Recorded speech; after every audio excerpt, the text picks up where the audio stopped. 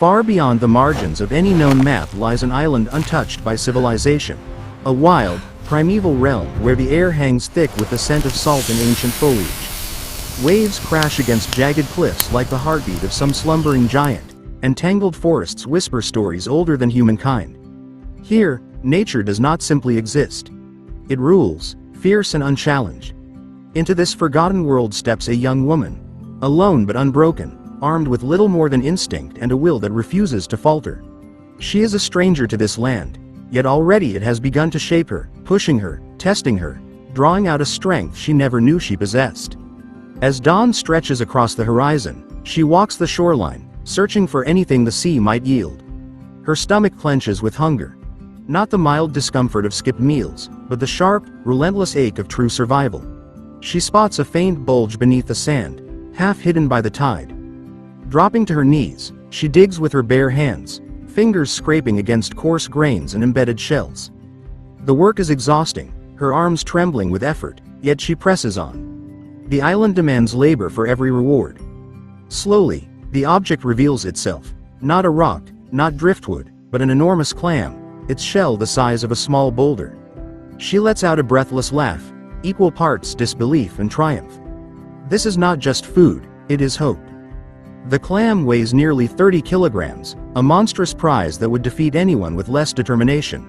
She braces her body, hauling it inch by inch across the sand. Muscles burn.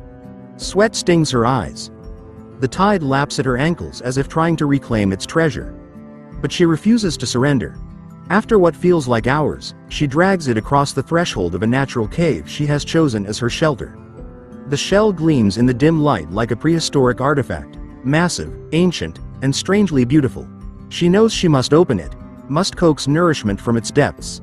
It will be difficult, but then again, everything here is. Evening settles over the island, turning the sky into a soft wash of crimson and fading gold. Inside the cave, she sparks a fire with painstaking care. Every flame is a victory. Every ember is a promise. As the heat fills the enclosed space, she works the giant clam open with improvised tools. Sharp stones, scraps of driftwood, sheer stubborn force. When the shell finally yields, releasing a wave of briny scent, she exhales in triumph. The meat is tender, abundant, almost absurd in its richness. She cooks it slowly, savoring the aroma as it mingles with wood smoke. When she finally eats, her eyes close, not from exhaustion but from gratitude. For the first time in days, she feels the weight of fear and hunger begin to loosen. She sits by the fire, the warm glow brushing against her skin, casting gentle shadows across the cave walls. Outside, the waves crash in steady rhythm, but here inside, there is stillness.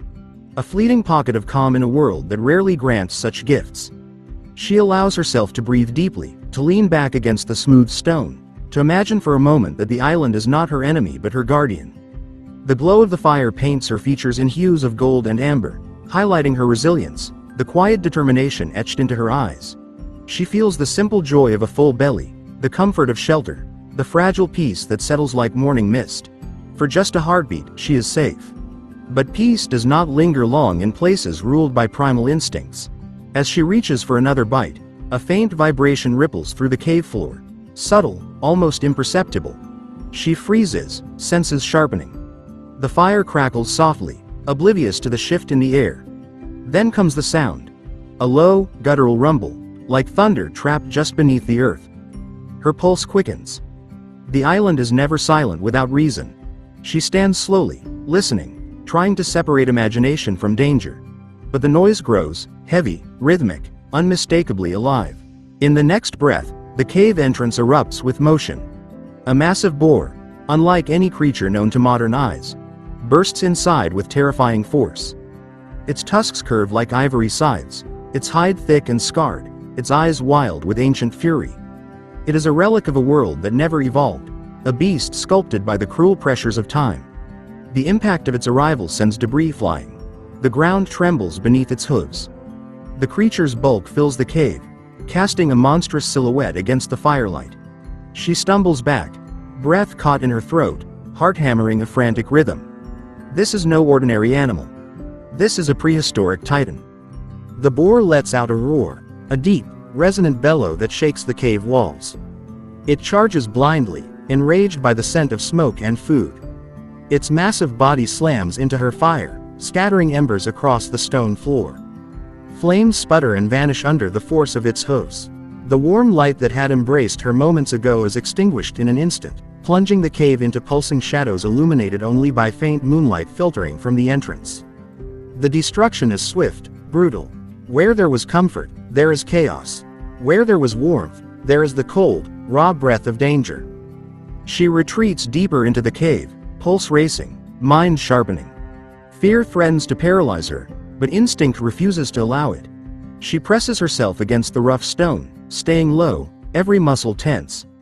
The boar thrashes, snorting and stomping, its massive frame filling the confined space. She watches it carefully, measuring its movements, calculating her chances. She knows she cannot outrun it inside this narrow cavern, but perhaps she can outthink it. Survival here is not brute strength alone. It is strategy, patience, and the refusal to surrender even when the odds seem insurmountable. As the beast finally slows its rampage, snorting in confusion, she feels a strange clarity settle over her. She will endure. She must. The prehistoric boar eventually withdraws, lumbering back toward the forest with frustrated grunts.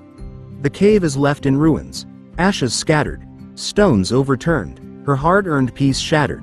She stands in the dimness, breathing hard, feeling the weight of exhaustion and adrenaline coiled inside her. Yet in her eyes there is no defeat. Only resolve.